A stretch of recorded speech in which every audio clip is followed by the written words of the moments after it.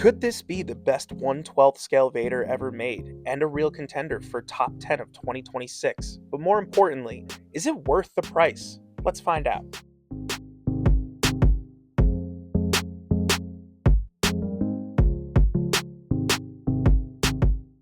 Hey, thanks for being here, everybody. This is Michael, and I've got a no-shelf control figure review for you today. I'm going to be taking a close look at the MAFEX Darth Vader as he appears in the Kenobi series. I was able to pick this guy up for $129.99 at Big Bad Toy Store, and he is still in stock as of the recording of this video. This is a highly anticipated release for me. I've really been searching for the definitive Darth Vader 1/12 scale action figure, and all signs point to this being it. Don't get me wrong, toy companies have come out with really good 1/12 scale Darth Vader action figures. I've owned the Dual Zen Vader since it came out. It's a really great figure, especially for the price. The head sculpt is amazing. Hasbro went the extra mile and did a full Anakin head sculpt under that damaged helmet. And the newest release from SH Figuarts, the A New Hope Classic Vader, is a fantastic figure. It's just lacking in accessories. With most figures, I can overlook minor flaws, whether it be outdated legs or awkward proportions, missing paint details. Generally, I don't really care about that with characters that I don't care as much about. But Darth Vader's different. He was my introduction to the franchise when I was 7 years old. So it was really important to have good representation of him in 1/12 scale on my shelf. And it looks like the MAFEX Kenobi Vader is going to be that Vader. But this Vader also has something else that the other Vaders don't have. That being the hefty price tag. By the looks of it, this figure works really hard to justify that price tag. But the question is, does MAFEX do enough? They've really been killing it lately when it comes to Star Wars releases, particularly when it comes to attention to detail and their head sculpts. I would argue that these head sculpts are some of the best head sculpts in 1/12 scale, with the exception of InArt's 1/12 figures. So I'm really excited to get this figure open, which means we're gonna zip right through all the box and packaging details. MAFEX number 266. You see everything we're getting on the front of the packaging here. Window at the top, unbattle damage sculpt. This is the I got picture. Post up picture on the other side. Oh, that looks sick. Back shows everything you get with this figure, and honestly, this thing is loaded out. And we're gonna take a look at everything that you get in just 1 second. Boring stuff on the bottom. Before we get to everything that this comes with, I do want to point out how awesome the detail on the inside of the box is. They give us some nice little portraits of Vader on the right, and then the duel between Vader and Obi-Wan on the left. And now we get to take a look at everything that this figure comes with. With most of their releases, MAFEX are known for really giving you a full box. And at this price point, they should. And it's things like them including a stand with every single one of their figures. So you're always going to be able to display your figures securely the way you want. And they do a good job of giving you options. So you get different attachments. Use with a crotch grabber and a piece that'll go around the whole waist and a rod so that if you just want to stand them straight up, you can do that. The other thing that's standard with MAFEX figures is you get all of these different hands. So no matter what you want to do, whether it be having them grip a lightsaber, have them make really cringy remarks, you're going to be able to do that. Something else to point out is that all of these spare hands come on these little holder things that have these pegs that keep the hands securely in place, which is dope because I would definitely lose these for sure. And then we also get a set of hands so that he can grip his belt and hit that super iconic pose, which I kind of don't get because it just looks like he's gripping a fanny pack. And fanny packs really aren't that menacing. Then we get a set of relaxed hands and a pair of force gesture hands. And these are the ones that I'll probably end up using because, come on, how much more iconic can you get? I also get a crazy amount of lightsaber hilts. Again, this is from the Kenobi show, so we're gonna get Reva's hilt. This is after Vader splits it.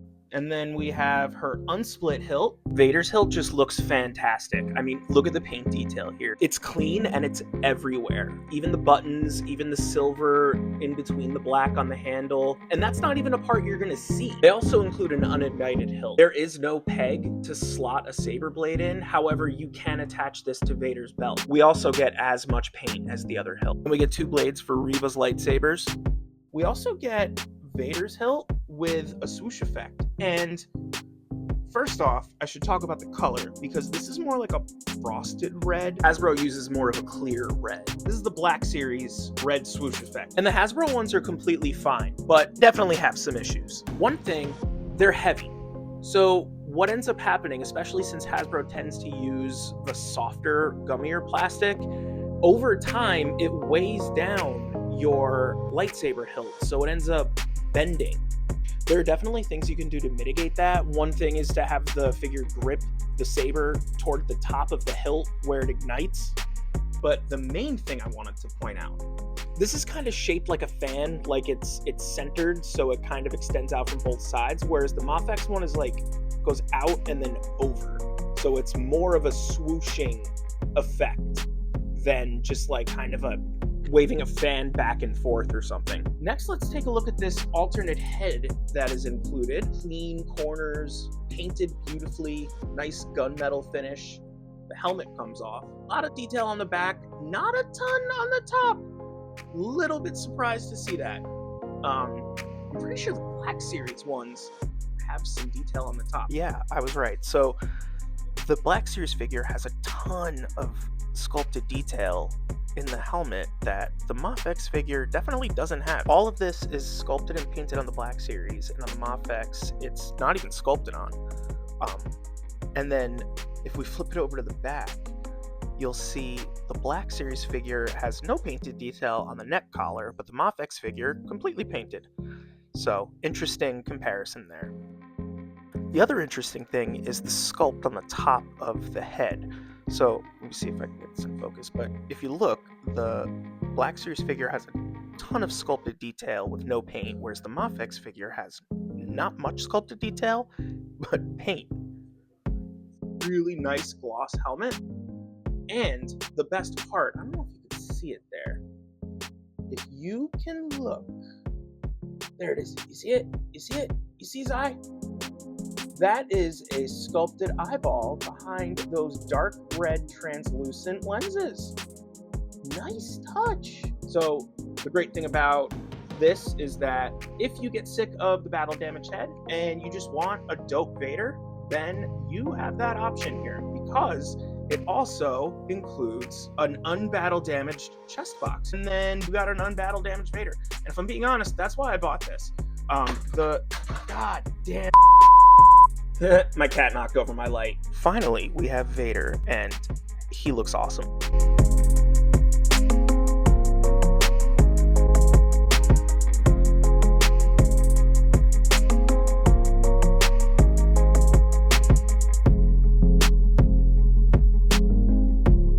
We're going to go through the details in just a second, but as we do, you'll see all of the little details that really help sell that Vader presence. We have a sculpted and painted head underneath the battle damaged helmet with an excellent Hayden Christensen likeness. Just like the other head sculpt, we do get a sculpted eye behind the translucent red lens. One other thing with this is the helmet loves to fall off, and I've dropped it and almost stepped on it. I don't know, probably at least 2 times since I've been filming this review. Definitely be careful if you end up picking one of these up. Posing it around with a wired cape, it's definitely more likely to fall off. But anyway, I'm really impressed with the detail on the helmet. All of the sculpted battle damage bits are all beautifully painted with a nice silver. There's really good contrast. All the damaged parts in his breathing piece. Yeah, breathing piece, is that what we're calling that? Sure. That's all painted, all very clean. It's not spilling over into other bits of the sculpt.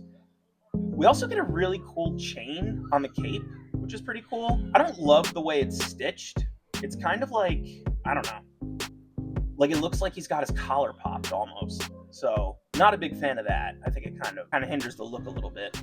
But I also don't really know how they could have done it any better. So I think there's definitely trade-offs, because overall I do like this wired cape. I'll get into that in a bit, but back to the head.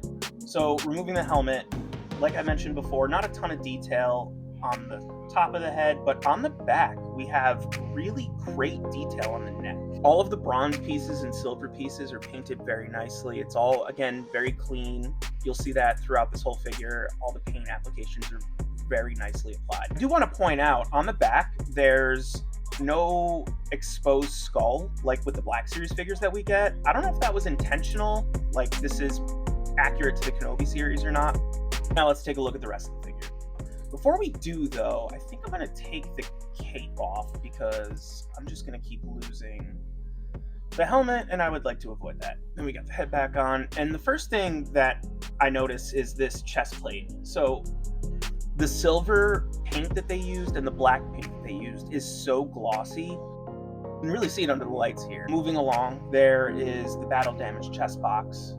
All of the paint detail really adds to the effect of the battle damage. The buttons are colored in a way that just makes it look like they're not lit up.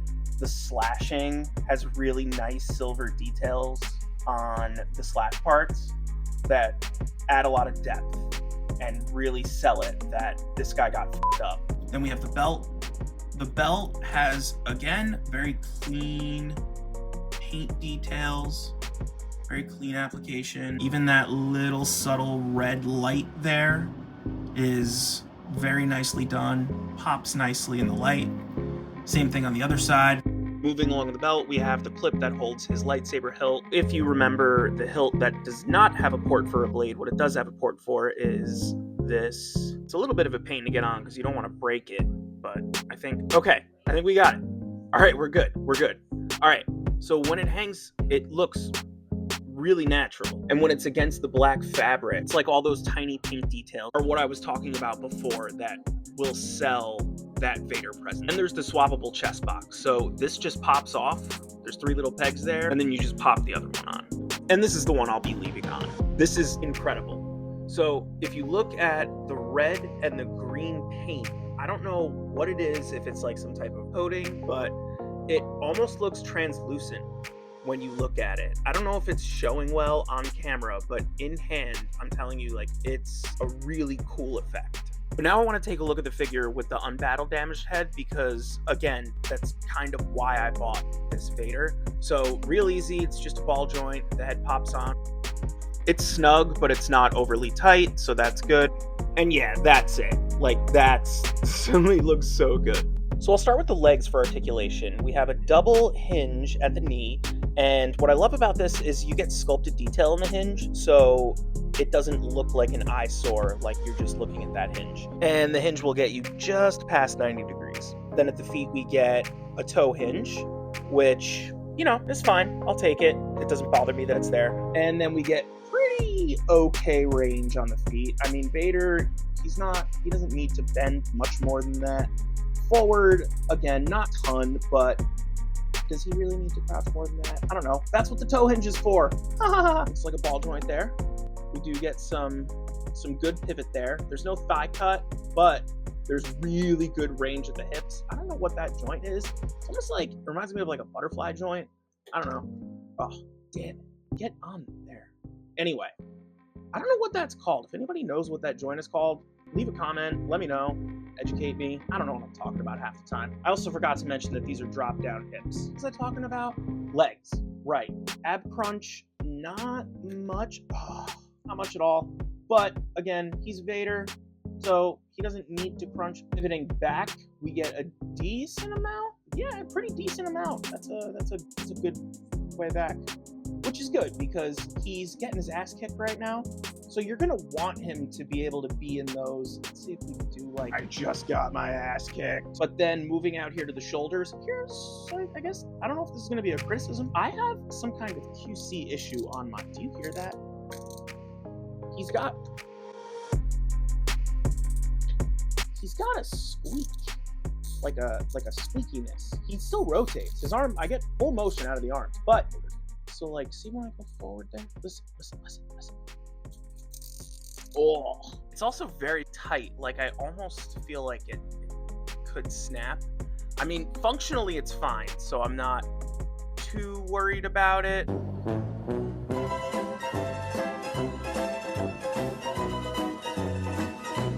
Hey, Michael from the future. As you can see, my brand new Vader figure broke. I have to hand it to Big Bad Toy Store. They didn't have to do this. Long story short, because it was functional, I decided not to exchange it, and then it broke. But by the time it broke, it was past the replacement window. I contacted Big Bad Toy Store. They required a photo of the break. They couldn't guarantee that they'd be able to replace it because there was no proof that there was an existing problem until I told them that I was filming for a video because I had documentation of the tight joint. I sent them that video and the photo of the break, and about 3 days later they got back to me and told me that they were sending me a new Vader and that there was no need to send back the broken one. Little inconvenient, but I got a full set of spare parts. All in all, I'm happy. The shoulder pad is independent of the shoulder. So if you look, we have a butterfly joint in there. That's a good butterfly. Do they call this a butterfly joint? I should probably know what different joints are called if I'm gonna be making videos like this. Bicep swivel, double jointed elbows. Again, that same nice fluid motion. Obviously, this is going to just twist all the way around because that is just a peg. And that just slots on, and it's a friction fit, and it is a good fit. It's not gonna fall off there unless you're really putzing around with it like I am. You get a hinge at one spot there, but the thing with this is you can kind of rotate it and maneuver it into hinging whichever way you want. So nice movement in the arms, no complaints in the arms. Around the neck, we have a ball joint peg there. That peg doesn't move, and we have, a single ball joint. Decent movement on the head. He can look up like a decent amount, and he can look down a decent amount, and he can move his head like he's a curious corgi. And then we have the wired cape, and usually, I don't know, I'm 50-50 on wired capes, but I think this one was done very well. There's a total of 6 wires running vertically throughout the cape, and then 1 single wire across the bottom. And it's not a thick wire, which I like because I think it looks more natural. You can get it to a point where it really helps bring Vader to life. And that's exactly what I wanted. A good-looking, accurate representation of my favorite character in all of Star Wars. The only frustration is that it's hard to get a draped look with the wired cape. I just can't get it to a draped look that I'm happy with. I don't know. Maybe I just suck at posing wired capes. Maybe I just suck at posing in general. Like, what if I just want them to chill? Hey, I'm gonna try something. Just grab this cape off my A New Hope Vader real quick. Let's just see.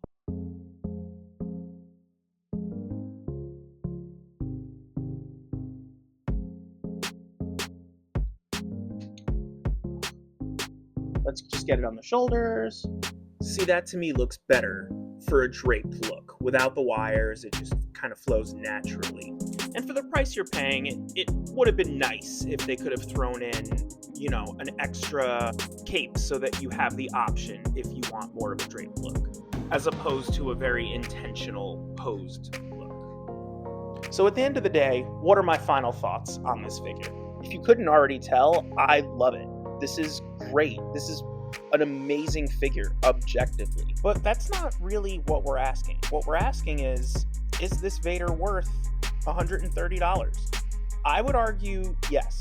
For me, it's worth $130 because of what it offers. It offers the ability to create whatever appearance of Vader that I'm feeling in that moment, while also feeling confident that it will achieve the presence I'm looking for. But I also recognize that it's a really subjective point of view, and it would be perfectly reasonable to pass on this figure for that reason, because the Black Series Duels End Vader is perfectly fine, and you could still pick it up for $28 at most places online for under $30. But yes, if you want something more, then I absolutely recommend picking up this Vader for sure. And special shout out to the customer service team at Big Bad Toy Store. They were super helpful and timely in resolving the issue I had with the arm. That's gonna do it for me. If you made it this far, thank you so much. This is our first video on our channel, No Shelf Control. We have a ton of exciting content planned, and we would really appreciate it if you would subscribe and like this video. Till next time.